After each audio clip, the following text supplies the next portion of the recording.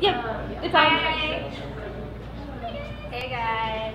Thank you for coming out in August. It's like one of those weird months while like half the town is getting ready to either go back to teaching or It's July. It is July. It's thank you. This is why we have Aneesa here. She's like our live fact checker. Okay. So Honestly, though, it's practically on August, so I think it's like all the same. I'll sign this meaningless. Joe this morning told me it was August. Yeah. Someone told me it was August this morning, and I've just been really Anyway, it's hot. I haven't stopped sweating. It's been 300 years. My clothes, yeah. But it's been 82 years.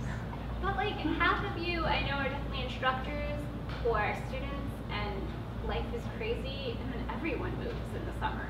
So thank you so much for making time to be here and hang out with us and make some new friends and support this wonderful bookstore.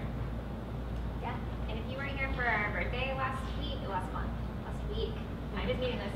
Our birthday last month, we celebrated 4 years of doing this. We still have some patches that were delightfully printed by Nat Rod for free. They're on the Ice Cream Social Cool Picks table. Show the people. They look like this. If my hair is Yeah. They're really cute. I'm very invested in them.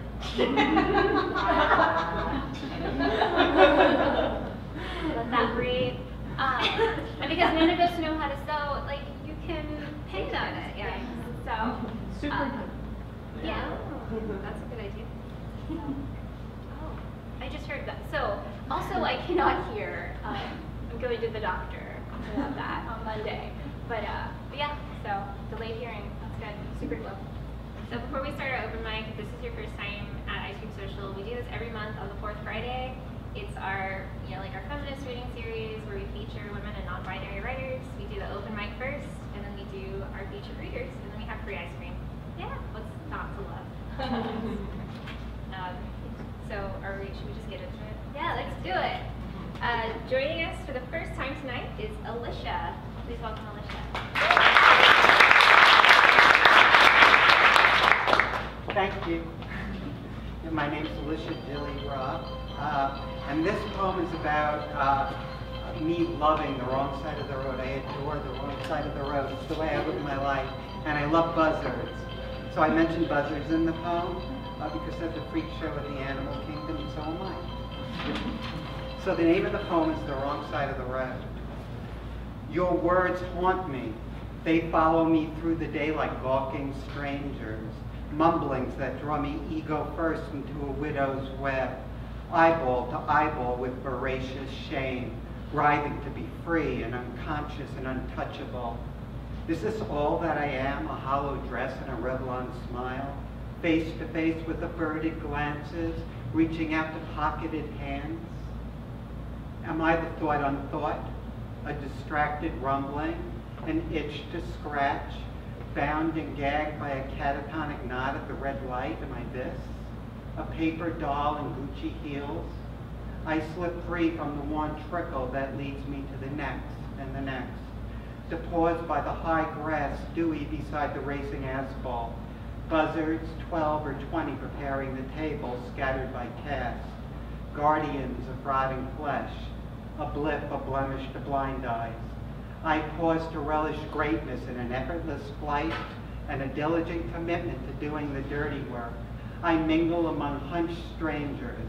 I would be last to feed, my glossy plum lips at the end of the line. I don't like pushing my way to the front. I'll settle for scraps and head home. I adore the wrong side of the road.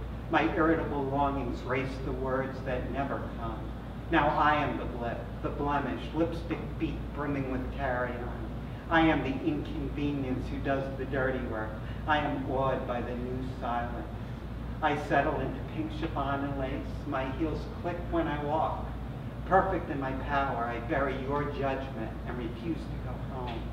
I'll sit a spell in pithy admiration of hunched strangers who persevere much better than I, so much better.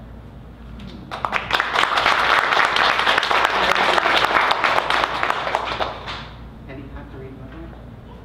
One more? Okay. Okay.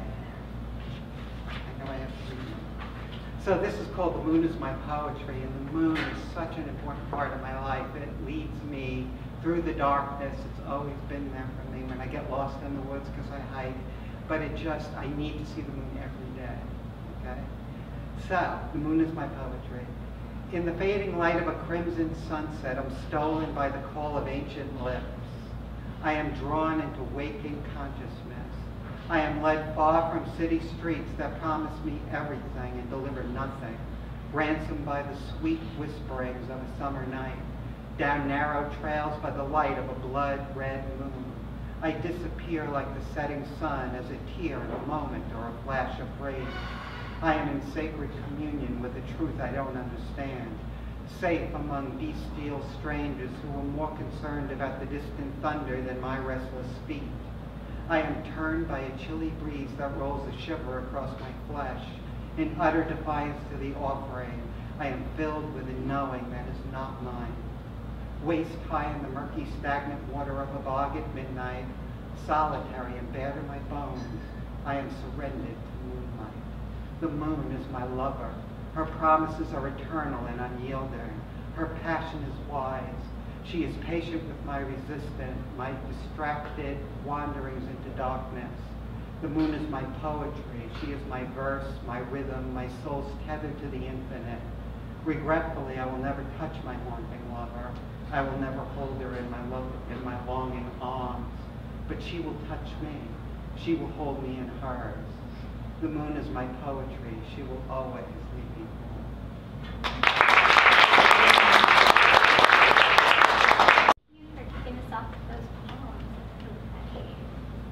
Please welcome to the stage up next, Dorienne.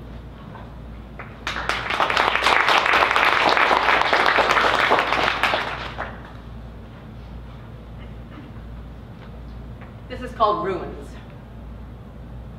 I know you can't see me. My steps have been too many here, on the ingenue road that paves this fantasy. I am the voice that calls out to faces straining elsewhere. I am the hands that cradle the wounds of generations and set loose like bright doves new life into a gaping future. Every sunrise erases me by inches. Every finger of moonlight that pierces the shadows touches my face and robs me of accolades. The clock ticks and people turn away, fading, ever fading. Every wave of disregard erodes the fragile certainty of meaning when it takes 3 gazes to recognize that I stand before you. I am wiser now, but you do not see. I am stronger now, but I am pushed past and trampled underfoot like a spent flower among nubile fireworks. When I was young and broken, I was the object of your lust and fascination, the promise of lush fruit in a cracked vase that you clamored for, the clumsy heat of young men circling like equinox druids, worshipful and carnivorous. I cannot claim success, but I recognize surviving, the fist that shoves itself into my mouth to stifle this irrelevant voice.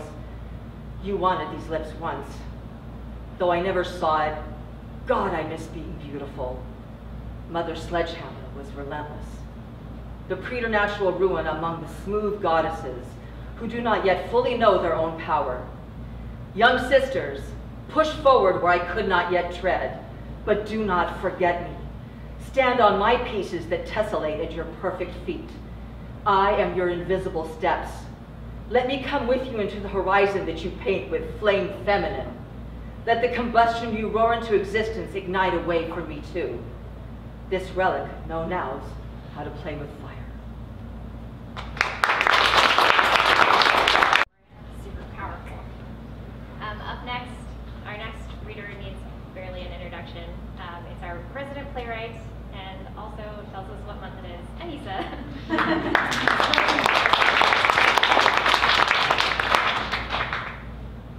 So anyone's feeling brave or confident, I can always use readers. You just have to read off of your own phone. So if anyone wants to do that, just raise your hand, I'll call on you. If not, I'll just read all the characters.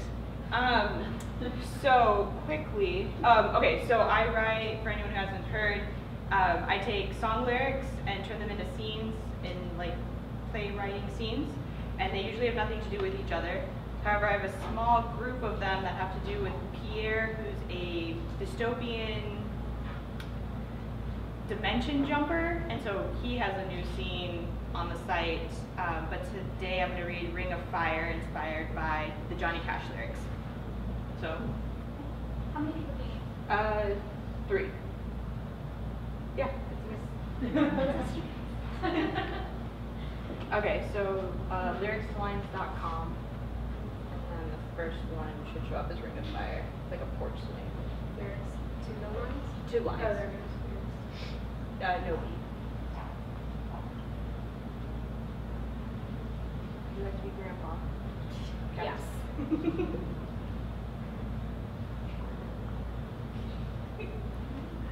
Allyson, will you be Trent? Sure. That's your name. Jen. Am I on the right? Yes, the first one on the top of the page. Okay, And then Janet, you'll be Sarah. Thank you guys for coming up here. Okay. So Grandpa, Trent, Sarah, and Grandma. Grandpa's sitting on the porch with his grandkids, Sarah and Trent. They are both about middle school age. Grandpa, how did you meet? How did you and Grandma meet? I've told you that story before. This time, I'll make it more interesting. You see, love is a burning thing. Ew. It's okay, we don't need yours. You two have your minds in the gutters. You've never been in love. It's a whole body experience. It tingles, it's fun, and it makes you really happy. How did you know? She spun around at a dance when we were in college. I watched her from across the room. When we made eye contact, I knew I wanted to marry her. That's it? I saw plenty of girls at my school dance spin around and none of them interested. That's because you don't like girls. Trent punches Sarah in the arm. Ow! Both of you stop that. Of course it doesn't happen when just anyone spins around. I knew this about your grandmother. It didn't take long before I got her that fiery ring she wanted. It seems like there's got to be more than you saw her spin and then you presented her a ring. Of course there was. She and I were bound by wild desire. You couldn't separate us. I passed up a job because it meant that we'd spend the summer apart. I knew nothing meant more to me than her. Mom says you shouldn't pass up a really good opportunity just because you met someone you like. At your age, I agree with that. 1% of preteen love ever works. I agree with that. 1% of preteen love ever works in a long-term marriage. I was in my 20s and I fell in love to Ring of Fire, to bring back those days and nights. So what happened? I mean, after your ring of fire? I went down, down, down, on one knee, and well, the taste of love is sweet. We got married, had your mom and a couple other not as well-behaved children, and you two are on my porch listening to old stories about my youth. A younger version of myself would not be able to believe this is the life we've lived. Grandma comes out of the house. What are you 3 yakking about? You! Again? Do you ever hear other stories that when you come to visit us? I like the stories. Grandpa likes talking about you. My love, when hearts like ours beat, you tell the whole world. Did you fall as fast for Grandpa? Not as fast, but I fell for you like a child, falling for candy. Speaking of candy, I finally have everything ready for us to make rock candy. You both need to pick a couple flavors and we're off to the races. Sarah and Trent excitedly get up and run into the house. Grandpa stands and they hold each other for a moment, lovingly looking into each other's eyes. I may not have fallen for you as quickly, but the fire went wild when I did. It still is wild.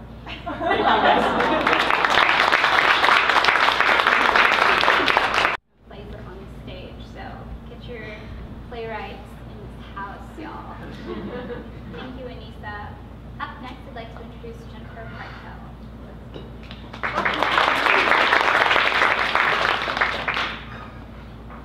All right.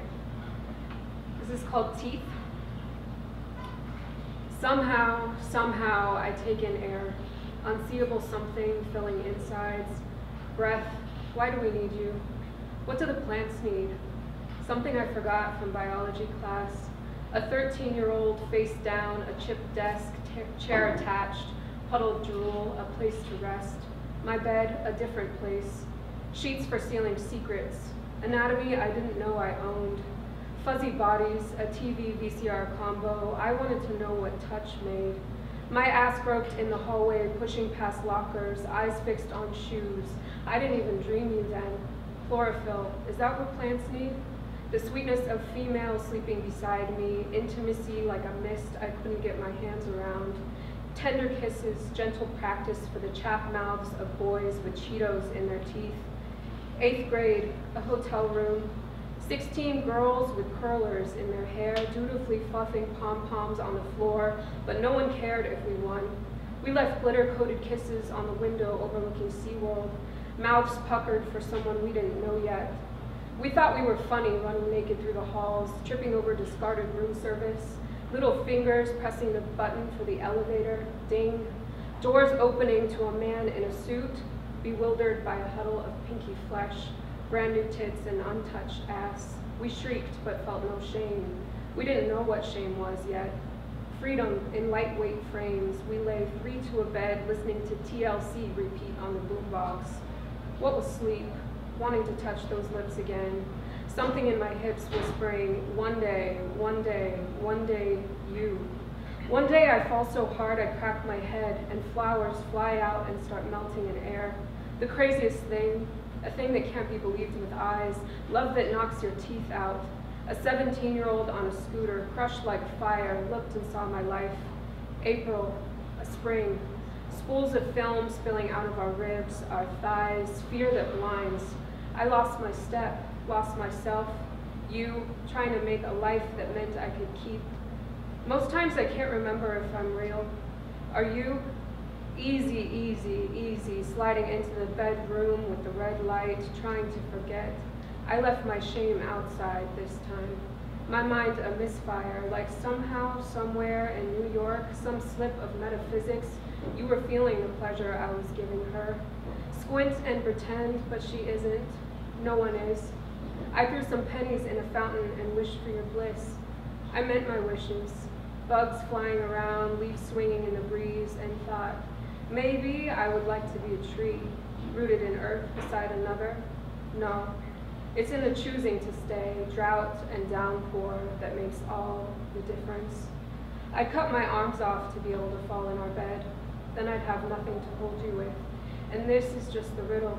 Sun, water, soil, put those in my lungs, I don't become a tree. I breathe air like human beings are wont to do. And air can't be the only invisible we need. If tree has need for water, he is a scream in search of a mouth. That scream in me looking for a way. My hips whispering, one day, one day, one day you. And if I never, I'll remember, I'll remember, I'll remember. Thank you. Up next is one of our longest ice cream social loyalists. Yeah, ice cream socialists, Allyson Whipple.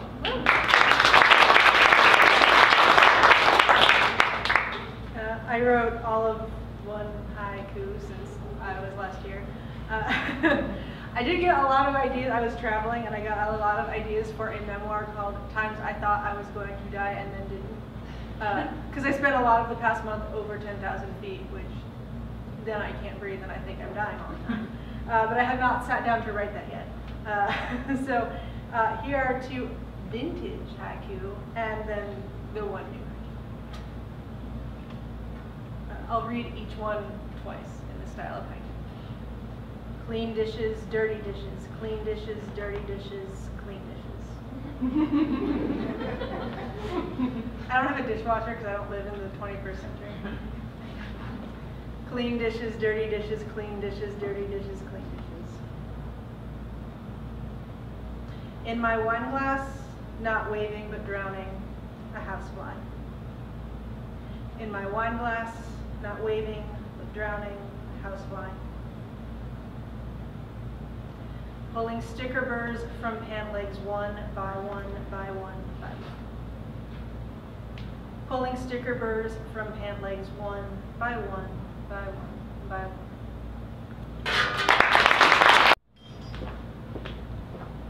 Welcome back, Allyson. Up next, I'd like to welcome back ice cream socialist, Jourdan.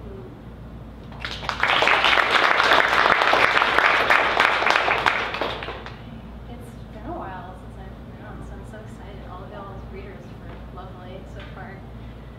So I'm going to read a short essay called Dear Armando. When strange men approach me, I recoil, rescind, redo the body language that invited them into my space, my place that protects my body and soul. Your hands wave in the air with kindness and welcome. People move all around us with smells and skins that wave the Cozumel air, the scent of sunscreen from fellow tourists, the warm and familiar scent of tamales, the ocean's salt and fish and sand and pollution and beauty. In your jewelry shop, gems of every color stare from behind cases of glass.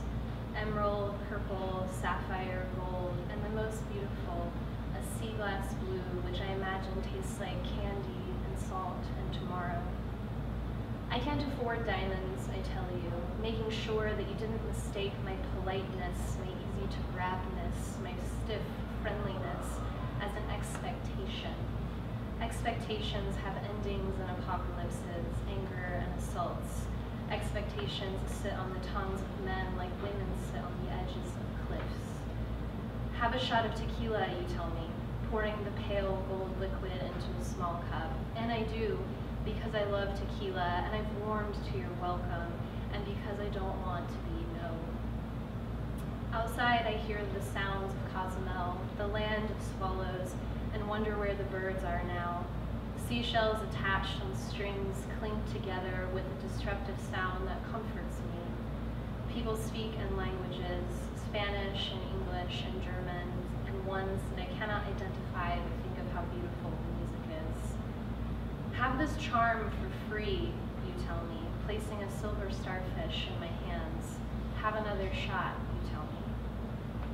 I've wondered the ocean's identity, Armando, and think this cheap, free charm gives me a piece of it. We tourists in search of take and have and got. I feel the charm in my palm and the star's tips pointing into my lines softly, and think of what I've taken from this place. You are beautiful, you say to me. Outside, children run in the streets between the hawkers and the white skin and the tequila and the skulls and the salt in the air. You lean closer to me and say, do you want some weed, some blow? We can go into the back for a... Then you smoke an imaginary joint with your fingers and point to the door behind you. I want my customers to have fun, you tell me. I'm here for anything you need, you tell me. Anything. I don't tell you that I need a new spine that allows me to dance freely, or that my rib cage cages walls of fire in my chest, swallowing water that seeks to extinguish the flames. Or that I need to be distant of strange men, because all men are strange, and when women talk to men, who knows what happens next. Your hand takes mine white with chipped nail polish and a cigarette burn from New Year's Eve, and I don't tell you any of that. I say thank you and think I'll take a different route tomorrow.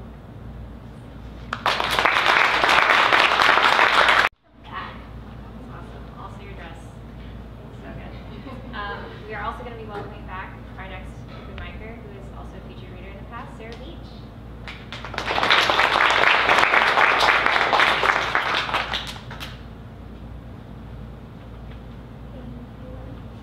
It's always a pleasure to be here. I'm going to read two really new poems, so be kind. The first one is called The Language of Symmetry.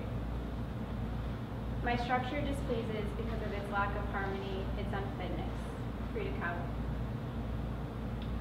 Halves halved exquisitely, harmonious form, mirroring balance, scaled precision when rotated, another portion of perfect across the axis, seeing me fold over flatly, and fill myself with self, so even sides touch and edges smooth themselves.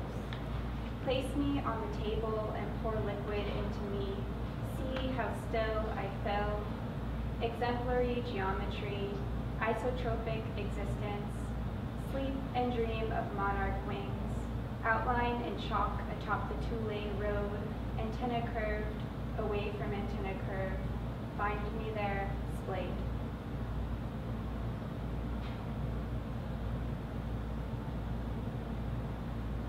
Okay, and this next poem is titled, I'm not used to reading on my phone, sorry.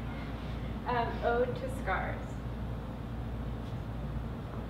Derma worms itching across skin, burrowed glass molds, blooms of tissue, mountain ridges, ranges, scribbled words branded into flesh, involuntarily tattooed with pleas, pocked by trauma, hieroglyphs of grief, lipstick stain of asphalt, past, present, and future tense of broken, abraded forever, sliced by a second, bisected roads traversing the arms, dead end, dead skin, a rift between smooth and not, between symmetry and not, between whole and not, pain painted and left to dry, a portrait of terror, a map of harm, screams echoing through time, fear mirroring every morning, phantoms haunting each night, staccatoed caress, uneven love, a house covered, smothered by leafless vine, brittle bark, petrified split, calcified damage, sewed shut, stitched closed, insides, outside, then shut off, debris scraped out, a sock and mouth to stop the scream, stop the bleeding, stop the dying, insides, outside, stopped, skin swapped, whole made peace, made fabric, made sewing machine fodder, made me again, but less flesh, less blood, more patchwork, more suture, blood-letted by an animate butcher, muscle melon ball scoop, mandolin scalp julienne, tendons severed, then fused together. Feel here where? Feel here, it's still there. Feel here, I can't feel here. Feel, they don't hurt anymore. Thank you, Sarah. It's good to see you. We have one more reader to close out the open mic today, then we'll take a quick break. But please welcome to the stage, Kaia, Daniel.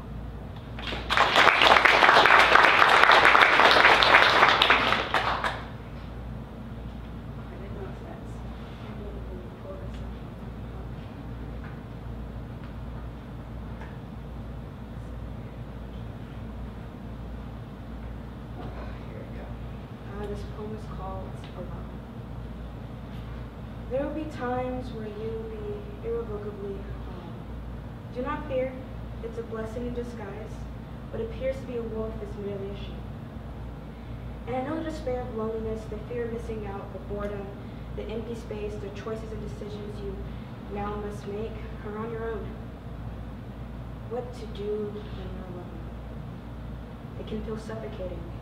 You are a fish out of water in an environment that you don't recognize. You're familiar with the claustrophobia of people around you at all times.